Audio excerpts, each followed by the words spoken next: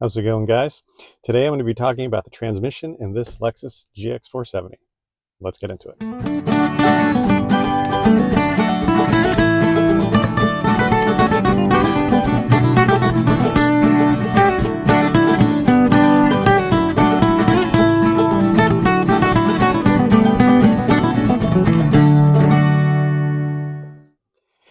So this is a video that I've thought about making for a while, but I haven't actually gotten to it.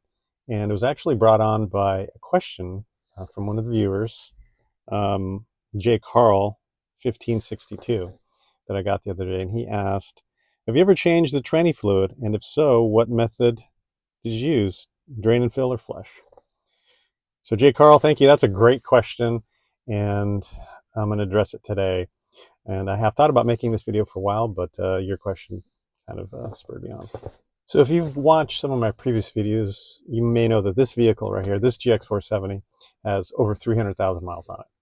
So in a perfect world, this should have had 4 transmission services. One at 60, 120, 180, 240, and then now at 300. A couple months ago, I'm pretty new to this vehicle, so a couple months ago I started doing some research into the maintenance history of this vehicle.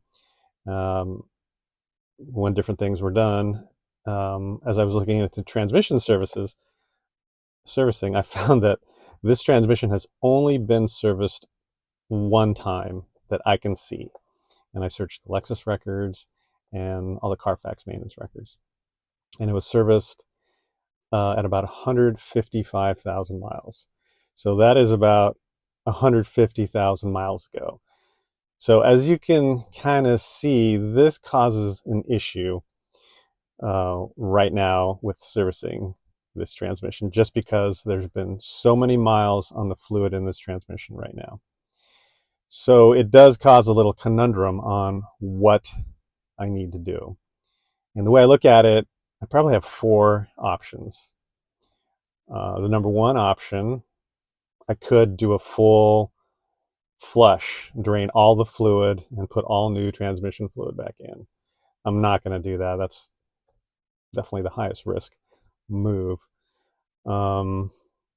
There's probably a high possibility that the transmission would just not function properly, it would slip and not engage, and it would just grenade the transmission. I mean, if you think about it, with 150,000 miles, there's probably a lot of grit suspended in the fluid. So I should say that the current transmission runs pretty good.